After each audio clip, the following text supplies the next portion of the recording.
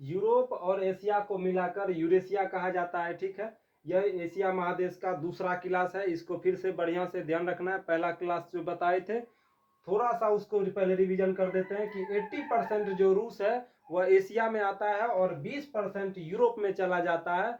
और रूस की राजधानी मॉस्को याद रखना है बढ़िया से, क्योंकि राजधानी भी वहां पूछता है। रूस की राजधानी मॉस्को और सबसे बड़ा शहर उसका सेंट पीटर्सबर्ग, कुर्स्क, ये तीन जगह है जो इम्पोर्टेंट है। कुर्स्क में किसकी सेना जम गई थी? तो जर्मनी की सेना जम गई थी। ठीक, ये तीनों चल जाता है इस 20% वाले एरिया में, ये है रूस का। ठीक, अब इसमें यूरोप और एशिया को मिलाकर कभी कभी यूरेशिया भी कहा जाता है। यूरेशियन प्लेट, जब टेक्टोनिक प्लेट बताएंगे तो 7 बड़े टेक्टोनिक प्लेट हैं जो 7 महाद्वीप हैं, और छोटा छोटा जो 20 टेक्टोनिक प्लेट है। ठीक, अब वो जब जिस समय बताएंगे उस समय बताएंगे कि यूरेशिया एक टेक्टोनिक प्लेट का ही नाम है, क्योंकि यूरोप और एशिया दोनों सटा हुआ है और उसके ज्वाइंट पर ही नेपाल सब स्थित है, भूटान सब, जहां निरंतर भूकंप आते रहता है। ठीक है, अब अगर देश के बारे में पूछे, 4 ऐसी प्रमुख चीजें हैं जो यूरोप और एशिया को अलग करती है। वह 4 में से अब जो जैसे पूछेगा ऑप्शन के हिसाब से आंसर मारना है। अगर देश में पूछा कि वह देश जो यूरोप और एशिया को अलग करता हो तो उसका नाम है तुर्की। और तुर्की एक ऐसा देश है जो 2 महादेश में है, यूरोप में भी है और एशिया में भी है। तो तुर्की का अधिकांश भाग एशिया में है। 97% एरिया जो तुर्की का है वह 97% एरिया, यहाँ एक एक चीज लिख दिए हैं। ठीक, बढ़िया से इसको देखना है, क्योंकि हम वहां ऑफलाइन में पूछेंगे कि क्या कहाँ लिखा हुआ था, नहीं बताए तो फिर याद रखिएगा। ठीक, तुर्की की राजधानी, तुर्की का 97% एरिया जो है वह है एशिया महादेश में, और उस भाग को अंतोलिया या माइनर एशिया भी कहते हैं। किस भाग को? तुर्की के 97% का जो एरिया है, उस एरिया जो एशिया में पड़ता है उसे अंतोलिया या माइनर एशिया भी कहते हैं। और इस तुर्की की राजधानी अंकारा है। यह इस तुर्की की राजधानी अंकारा है। सब लिख दिए एक बगल से। ये 97% भाग को अंतोलिया या माइनर एशिया कहा जाता है। अब इसका जो 3% भाग चला गया है यूरोप महादेश में। किस महादेश में? यूरोप महादेश में। उस 3% वाले एरिया का नाम है थ्रेस। उस 3% एरिया वाले का नाम है थ्रेस, जिसकी राजधानी है इस्तांबुल, और इस्तांबुल का पुराना नाम कुस्तुनतुनिया है। इस्तांबुल का पुराना नाम कुस्तुनतुनिया है। यह तुर्की का ही भाग है। एक तो अब यूरोप और एशिया को कौन अलग कर दिया देश में? तुर्की। अब अगर जल संधि में क्वेश्चन आए कि वह जल संधि का नाम बताइए जो यूरोप और एशिया को अलग करता है, तो उसका नाम है वास्पोरस जल संधि। कौन जल संधि? वास्पोरस जल संधि। एकदम बढ़िया से याद रखना। ठीक, क्योंकि 25-30 गो जल संधि भी बताएंगे जिस समय जल संधि पर पहुंचेंगे। अभी यहाँ 2-3-4 गो जल संधि इस महादेश में सिर्फ याद रखना है। ठीक, सबसे पहला तो याद रखना है कि यूरोप और एशिया को अलग करने वाला देश तुर्की। बार बार रिपीट कर रहे हैं ताकि यहीं से याद हो जाए, रिवीजन वहां क्लास में नहीं चाहिए। ठीक, ना घर पे, कि क्लास में ही याद होना रखना पड़ेगा। यूरोप और एशिया को अलग करने वाली जल संधि का नाम वास्पोरस जल संधि। देश का नाम तुर्की। देश का नाम तुर्की। अब एक पर्वत है यूरोप और एशिया के बीच बॉर्डर पर, तुर्की के पास एक पर्वत है जिसका नाम है यूराल पर्वत। और यूरोप और एशिया को अलग करने में वे यूराल पर्वत का भी भागीदारी है। तो अब पर्वत में पूछा तो कौन सा पर्वत यूरोप और एशिया को अलग करता है? तो यूराल पर्वत। और नदी, इसी के बगल से एक नदी भी गुजरती है जिसका नाम यूराल नदी ही है। पर्वत का नाम भी यूराल और नदी का भी नाम यूराल। तो यूरोप और एशिया को अलग करने वाला 4 प्रमुख चीज। सबसे पहले देश में तुर्की। देश में तुर्की। तुर्की का कितना प्रतिशत एशिया में है? तो 97%। उस 97% को माइनर एशिया या अंतोलिया कहते हैं। उस तुर्की की राजधानी है अंकारा। और 3% जो यूरोप में गया उसका नाम थ्रेस। थ्रेस की राजधानी इस्तांबुल। इस्तांबुल का नाम, पुराना नाम कुस्तुनतुनिया। देश में तुर्की, जल संधि में वास्पोरस। अब जिस समय कंट्री वाइज डिटेल्स में चलेंगे उस समय बताएंगे कि वास्पोरस जल संधि काला सागर और मरमरा सागर, इस दोनों को जोड़ने का काम करता है। ठीक है, तो यहाँ ये 4 चीज कंप्लीट हो गया। तुर्की अलग किया देश में, पर्वत में यूराल, नदी में भी यूराल, और जल संधि में वास्पोरस जल संधि यूरोप और एशिया को अलग किया। अब जब अलगे का बात है तो फिर यहाँ भी देख लीजिए कि यूरोप और अफ्रीका को भी अलग करता है। यूरोप और अफ्रीका को भी अलग करने वाला जो है उसको भी पढ़ लीजिए। तो यूरोप और अफ्रीका को अलग करने वाला 3 चीज मिलेगा आपको। सबसे पहला मिलेगा आपको लाल सागर। कौन सागर? लाल सागर। अब यहां भी ऑप्शन वाइज, ऑप्शन में जो रहेगा, सागर में पूछेगा तो लाल सागर, देश में पूछेगा तो मिस्र। अब जिस प्रकार 97% तुर्की का एशिया में और 3% यूरोप में है, ठीक उसी प्रकार अफ्रीका महादेश का एक देश है मिस्र, जिसका इंग्लिश में नाम है इजिप्ट। जैसे भारत का नाम इंग्लिश में इंडिया, उसी तरह मिस्र का नाम है इंग्लिश में इजिप्ट। मिस्र की राजधानी काहिरा है, इसको याद रखिएगा एकदम बढ़िया से, इस भी क्वेश्चन पूछता है। ठीक, मिस्र की राजधानी काहिरा है। जिस तरह तुर्की 97% एशिया में और 3% यूरोप में, ठीक उसी प्रकार मिस्र भी, जो अफ्रीका महादेश का एक देश है, वह 97% अफ्रीका में है और 3% एशिया में चला गया है। और वह गया नहीं था, भेजा गया है। वो किस वजह से भेजा गया है? तो इस जगह एक नहर है, इस जगह एक नहर बनाया गया था जिसका नाम है स्वेज नहर। स्वेज नहर पहले बता चुके हैं कि स्वेज नहर की लंबाई कितनी है, 160 प्लस है, मतलब 160 किलोमीटर से अधिक है। ठीक, तो इस जल संधि का नाम है स्वेज नहर। स्वेज नहर बढ़िया से याद रखना है कि एशिया और अफ्रीका को अलग करने वाला जो नहर है स्वेज नहर है। यह मानव निर्मित प्रथम नहर है। मानव निर्मित प्रथम नहर है स्वेज नहर। स्वेज नहर मानव निर्मित प्रथम नहर, स्वेज नहर। ठीक, अब स्वेज नहर किसको किसको अलग किया? अफ्रीका को और एशिया को। अगर नहर में पूछा तो स्वेज नहर आंसर होगा। ठीक, अब स्वेज नहर किस देश को काट के बनाया गया है? तो मिस्र को काट के बनाया गया है। कोई दिक्कत नहीं होना चाहिए यहां तक में। अब नहर में पूछा तो स्वेज नहर, अगर सागर में पूछा तो लाल सागर। अब यहाँ एक क्वेश्चन बनता है कि इसका नाम लाल सागर क्यों पड़ा? तो इसमें, इस सागर में एक लाल रंग का शैवाल पाया जाता है जिसका नाम है ट्राइकोडेस्मियम एरिथियम।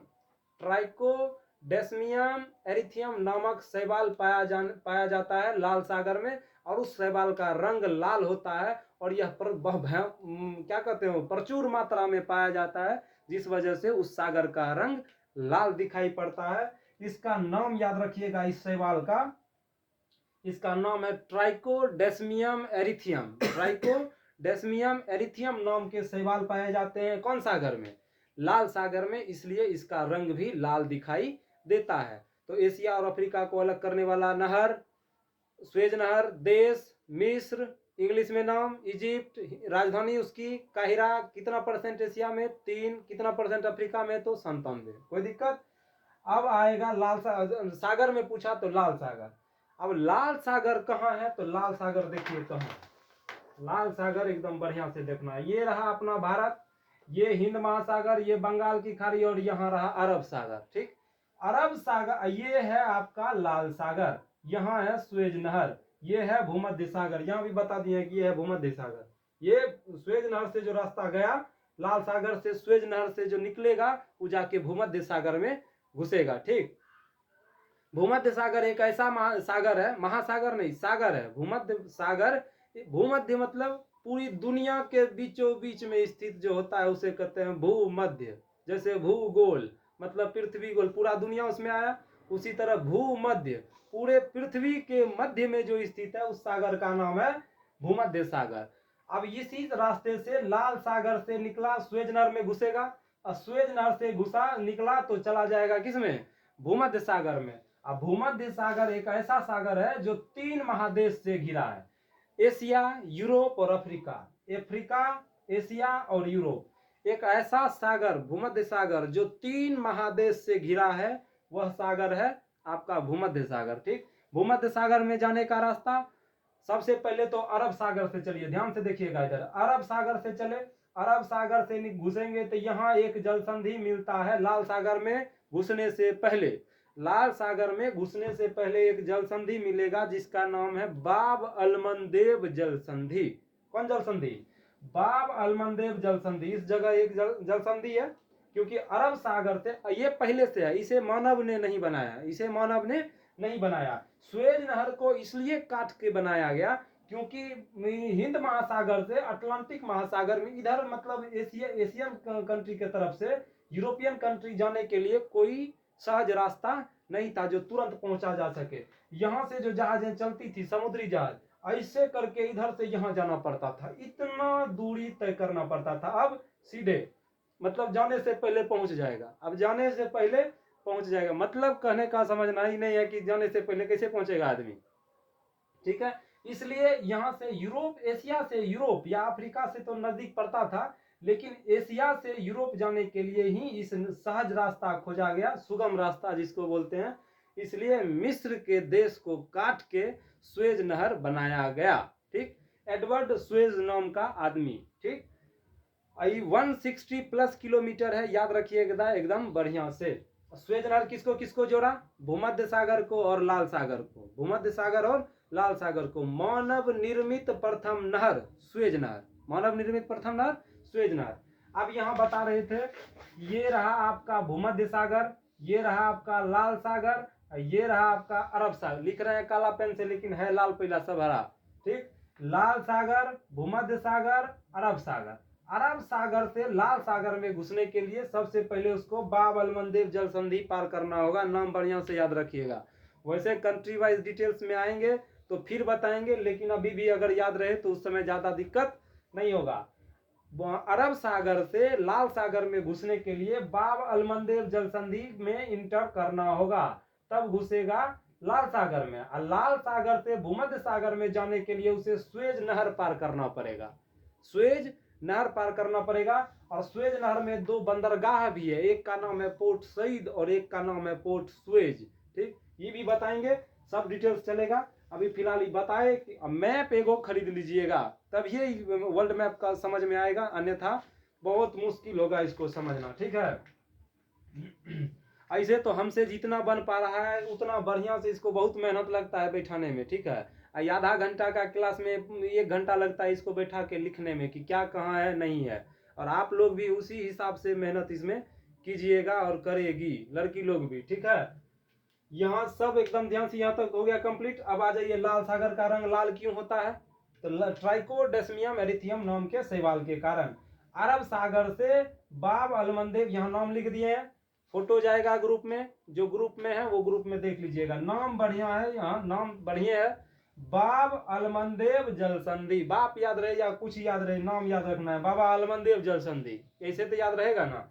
बाब अलमंदेव जल संधि अरब सागर से लाल सागर को जोड़ता है, ठीक। यहाँ एक खाड़ी भी आएगा, अब क्वेश्चन खाड़ी में पूछा तो खाड़ी में आंसर देना है।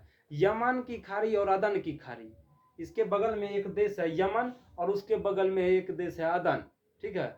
अब यमन और उसके यमन के निचले, सबसे निचला देश नहीं, यमन में एक जगह है, यमन का पुराना नाम ही अदन है, यमन का पुराना नाम ही अदन है, और उसने अपने ही पुराने नाम पर सबसे निचले शहर का नाम रखा है अदन। तो अदन के नीचे की जो खाड़ी है उस खाड़ी का नाम है अदन की खाड़ी, उस खाड़ी का नाम है अदन की खाड़ी। तो इसी लाल सागर, अरब सागर से लाल सागर को जोड़ने वाले रास्ते का नाम है बाब अलमंदेव जल संधि। इससे लाल सागर में घुसा, लाल सागर से स्वेज नहर से होते हुए भूमध्य सागर में घुसेगा। अब कहिएगा भूमध्य सागर से किधर जाएगा, तो भूमध्य सागर से वो किधरों जा सकता है। भूमध्य सागर पहुंचा तो यहाँ बहुत सारा देश है इस जगह, अगर इसको स्वीडन, नॉर्वे, फिनलैंड जाना हो तो वहां भूमध्य सागर से अब यहाँ एक जल संधि मिलेगा आपको। यह जल संधि, यहाँ तो आपको बताया कि लाल सागर यूरोप एशिया को अलग किया, स्वेज नहर यूरोप एशिया, यूरोप और अफ्रीका को अलग, एशिया और अफ्रीका को अलग किया स्वेज नहर। लाल सागर एशिया अफ्रीका को, और बाब अलमंदेव जल संधि भी एशिया अफ्रीका को।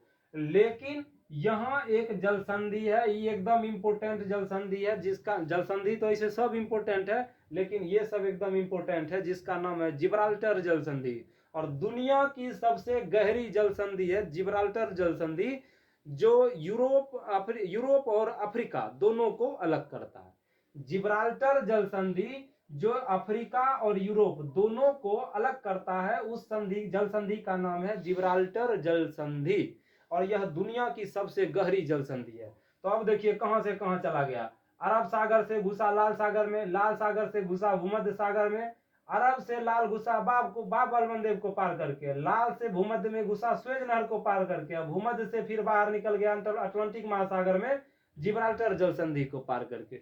इसी जगह आपको मिलेगा इंग्लिश चैनल भी, इंग्लिश चैनल भी, ठीक। ये सब मैप खरीद लीजिएगा तो समझने में बेहतर रहेगा। जब कंट्री वाइज डिटेल्स चलेगा उस समय तो, और बिना मैप का ही पढ़ाई नहीं होता है वर्ल्ड ज्योग्राफी। यहाँ सब बता दिए। अब इधर आ जाइए, एक देश बताए अभी, यमन है। यमन के नीचे सबसे, यमन का पुराना नाम है अदन, यमन का पुराना नाम अदन, इसलिए अदन के नीचे की खाड़ी है एक छोटा सा, उसका नाम है अदन की खाड़ी। अब अदन की खाड़ी एशिया में सबसे शुष्कतम स्थान, शुष्क मतलब होता है गर्म, शुष्क मतलब गर्म, आज एशिया में सबसे शुष्कतम स्थान जो है वह कहाँ है, यमन के अदन में पाया गया। वहां जो है वार्षिक वर्षा का औसतन 4.6 इंग्लिश में 4.6 सेंटीमीटर औसतन वर्षा होती है। इसलिए एशिया का सबसे शुष्कतम स्थान कहा गया है इसे, यमन के अदन को, यमन के अदन को। कोई दिक्कत यहां तक में नहीं होना चाहिए। अब आ जाइए अपना कहां, अब देखिए एशिया महादेश का खंडन, ये पहले भी बताए थे ज्योग्राफी के ऑफलाइन क्लास में कि अंगारा लैंड और गोंडवाना लैंड किसको कहते हैं, बताए थे उस समय कि पेंजिया भी है एक, ठीक। जिस समय पृथ्वी का आकार बताए थे कि पृथ्वी ऐसा आकार में था, बाकी सब सागर था, एक सागर भी बताए थे कि टेथिस सागर। हिमालय का निर्माण कैसे हुआ है, तो टेथिस सारा जो सागर महासागर है किसका भाग है, टेथिस सागर का भाग है, ठीक। टेथिस सागर का मलबा जमा होते होते होते होते एक विशाल चट्टान का रूप धारण किया, जिसे हम लोग हिमालय के नाम से जानते हैं, ठीक है। ज्योग्राफी के अनुसार, शास्त्र के अनुसार कुछ और ही है, ठीक। अब चलिए इधर एशिया में जो ऊपर का भाग है जिसको कहते हैं, यहाँ देख लीजिए, लिख लीजिए अति प्राचीन मतलब बहुत प्राचीन, मतलब चल जाइए तब ज्योग्राफी में नहीं तब शास्त्र में, किसमें, शास्त्र में। अति प्राचीन युग के स्थल खंड, अति प्राचीन युग के स्थल खंड मतलब सीधा कोई ज्योग्राफी से लेना देना नहीं, चल जाइए एकदम वहां ब्रह्मा जी के पास। ऊपर के भाग को कहा गया अंगारा लैंड, ऊपरी भाग को कहा गया उत्तरी भाग, ऊपर का भाग मतलब उत्तर का, नीचे का भाग मतलब दक्षिण का। उत्तरी भाग को कहा गया है अंगारा लैंड जो रूस में पड़ता है, और दक्षिण भारत के भाग को कहा गया है गोंडवाना लैंड। कौन लैंड, गोंडवाना लैंड, जो दक्षिण भारत का एरिया पड़ता है, जो किसका एरिया पड़ता है, दक्षिण का। तो याद रखना है, इसका सबसे इंपोर्टेंट चीज आ गया कि अति प्राचीन युग के खंड स्थल खंड के अनुसार अंगारा लैंड जो है वर्तमान में रूस में पड़ता है, और गोंडवाना लैंड दक्षिण भारत में पड़ता है। किस भारत में, दक्षिण भारत में पड़ता है, ठीक। अब एशिया में जो है रूस का, आप कहिएगा कि रूस का रूस गुना 3/4 क्या है, तो रूस गुना 3/4 नहीं है, रूस का 3/4, तो का मतलब गुना, का भागा गुंजोर घटावा, का मतलब गुना, रूस का 3/4 भाग जो है वो एशिया में पड़ता है, एरो मार के लिख दिए हैं। रूस का 3/4 एशिया में है, मतलब रूस का जितना पूरा रूस है उसका 3/4 अकेले किसमें है, एशिया में आ जाता है। अब एशिया के बारे में ध्यान से देखिए, एशिया का जो शब्द है, एशिया शब्द, यह एसीरियन, एसीरियन नाम बढ़िया से याद रखिएगा, एसीरियन भाषा के आंसू से बना है, आंसू नहीं आंसू, आ सहरसू का आंसू, आंसू नहीं आंसू, बढ़िया से नाम याद रखिएगा, आंसू। कौन सा शब्द, एशिया जो है शब्द वह एसीरियन भाषा के आंसू से बना है, जिसका अर्थ होता है पूर्व, जिसका अर्थ होता है पूर्व, ठीक। और एशिया शब्द का सर्वप्रथम प्रयोग याद रखिएगा, एक सब बढ़िया से, हो सकता है पूछ दे, लिमिट तो नहीं है इसमें, तो जितना क्वेश्चन पढ़िएगा सब लगता है पूछिए दे, लेकिन क्या पूछेगा नहीं पूछेगा इसका कोई लिमिट नहीं है। लेकिन अब कहिएगा वर्ल्ड ज्योग्राफी एशिया में इतने हैं, नहीं है बहुत, लेकिन एक एक करके पढ़ना है कि एक के बार कैसे सब हटेगा दिमाग में, इतना रहता नहीं है, सब कहां से रहेगा। एशिया शब्द का प्रथम प्रयोग यूनानियों द्वारा किया गया था, किसके द्वारा किया गया था, यूनानियों द्वारा एशिया शब्द का प्रथम प्रयोग किया गया था। एशिया शब्द एसीरियन भाषा के आंसू से बना है, जिसका अर्थ होता है पूर्व मतलब पहले, पूर्व मतलब पहले। तो इतना तक कंप्लीट कि भारत कहते हैं, एशिया और अफ्रीका को अलग करने वाला जल संधि का नाम बाब अल मंदेब, नहर का नाम स्वेज, सागर का नाम लाल सागर, सागर का नाम लाल सागर, और देश का नाम मिस्र, देश का नाम मिस्र, 3 आ गया एशिया अफ्रीका, 4 आ गया एशिया अफ्रीका में, और यही 4 है एशिया और यूरोप में। देश में तुर्की, जल संधि में वास्पोरस, और पर्वत में यूराल, नदी में भी यूराल। इतना तक कंप्लीट। अब यहाँ आइए, एशिया और अफ्रीका को अलग किया कौन? इधर हो गया एशिया अफ्रीका का अलग, इधर हो गया एशिया यूरोप का अलग। अब यहाँ आ जाइए, यहाँ होगा एशिया और उत्तरी अमेरिका का, एशिया और उत्तरी अमेरिका का। अब कहिएगा एशिया है यहाँ और उत्तरी अमेरिका है यहाँ, तो इतना तो बीच में तो खुद यहाँ इतना देश है, तो ये कैसे अलग हो गया? ये इधर नहीं है, ये है यहाँ है, ये कहाँ है? इसके पीछे है। कैसे इसके पीछे है? अगर मैप हो तो ठीक है, नहीं हो तो खरीद के देखिएगा। ये हाईलाइटेड कलर से, पीला कलर से कौन है? रूस है। अब है यहाँ जब देखिएगा 66.5 डिग्री रूस, यहाँ भी लिखा हुआ है रूस। अब ये जो मैप है, एक महासागर है जिसका नाम है प्रशांत महासागर। अब प्रशांत महासागर का आकार गोल आकार का है। ये जो मैप आप देख रहे हैं, इस प्रशांत महासागर को ही बीचों बीच काट के इस तरह का मैप दर्शाया गया है। न तो पृथ्वी कहते हैं गोल है, यहाँ तो चौकोर है। यहाँ क्या है? पृथ्वी तो चौकोर दिख रहा है, तो चौकोर तो है नहीं, पृथ्वी गोल है। इसलिए इस मैप को प्रशांत महासागर, ये है प्रशांत महासागर। अर्धचंद्राकार इधर है, अर्धचंद्राकार इधर है, दोनों चंद्राकार मिलेगा तो गोलाकार। गोलाकार मतलब पूर्णिमा, पूर्णिमा का चांद, आधा चांद इधर आधा चांद इधर, तो दोनों चांद मिला तो पूर्ण चांद। तो यही हो गया प्रशांत महासागर। अब जब इसको मोड़ के गोल करेंगे तो ये कहाँ चल जाएगा? ये चल जाएगा इसके बगल में, ये चल जाएगा इसके बगल में। तो ये जो रूस का इतना एरिया है, ये जाके इधर सटेगा। अब जब ये सटेगा तो ये कहाँ जाएगा? ये भी उसके बगल में ही रहेगा। ठीक, तो ये हो गया। अब ये क्षेत्र आता किस में है? ये क्षेत्र आ जाता है एशिया में। और ये हो गया आपका उत्तरी अमेरिका। उत्तरी यूएसए लिखे हैं मतलब America, United state of America. ऐसे तो एक देश है लेकिन जगह नहीं था, इसलिए शॉर्टकट में लिख दिए हैं उत्तरी यूएसए, मतलब अमेरिका। ठीक, अब ई जाएगा वहां, ई जाएगा वहां। अब यहाँ देखिए मैप में, यहाँ भी देख लीजिए बोर्ड में भी यही आ गया। ठीक है, अब ये इधर यहाँ एक जल संधि है जिसका नाम है बेरिंग जल संधि। कौन जल संधि? बेरिंग जल संधि। अब चलाइए वहां, बता दिए इसको। यूरोप और एशिया और उत्तरी अमेरिका, एशिया और उत्तरी अमेरिका को अलग करने वाली जल संधि है जिसका नाम है बेरिंग जल संधि। उसके ऊपर में एक बेरिंग सागर है, बेरिंग सागर है, उसी के नाम पर रखा गया है जल संधि का नाम बेरिंग जल संधि। बढ़िया से याद रखना एक एक चीज। एशिया और अफ्रीका को अलग करने वाला जल संधि बाबल मंदेब, नहर तो स्वेज, सागर तो लाल सागर। ठीक, एशिया और यूरोप को अलग करने वाला जल संधि तो वास्पोरस, देश तुर्की, पर्वत यूराल, नदी तो यूराल। अब आ गया, तीन दूगो अलग किया। अब आ गया आपका एशिया और फिर उत्तरी अमेरिका। इसको अलग करने के लिए बस एक ही काफी है जिसका नाम है बेरिंग जल संधि। ठीक, यहाँ तक कंप्लीट। ये भी बता दिए कि एशिया शब्द का प्रथम प्रयोग किसने किया था? तो यूनानियों ने किया था। एशिया का अधिकांश भाग पूर्वी में, पूर्वी गोलार्ध में है। एशिया का अधिकांश भाग पूर्वी गोलार्ध में है और बहुत कम भाग है जो पश्चिमी गोलार्ध में गया है। ठीक, एशिया का अधिकांश भाग किस गोलार्ध में? पूर्वी गोलार्ध में, और बहुत कम भाग है जो पश्चिमी गोलार्ध में स्थित है। ठीक है, अब एशिया में एक बहुत सारा देश है। अब एशिया में एक देश है थाईलैंड, मंगोल, मलेशिया और इंडोनेशिया। थाईलैंड की राजधानी है बैंकॉक। सफेद हाथियों का देश कहा जाता है थाईलैंड को, सफेद हाथियों का देश थाईलैंड को। यहाँ व्हाइट कलर का हाथी बहुत ज्यादा मिलता है। तो थाईलैंड की राजधानी बैंकॉक। इस राजधानी भी याद रखना पड़ेगा क्योंकि क्या पूछेगा नहीं पूछेगा, इसका ज्ञाता धरती पर अभी तक तो वही है जो क्वेश्चन बनाता है, दूसरा कोई नहीं। थाईलैंड की राजधानी बैंकॉक। मलेशिया की राजधानी कौन बताइएगा? पता हो नहीं हो हम बताते हैं, कुआलालंपुर है। ठीक है, क्योंकि टाइम नहीं है।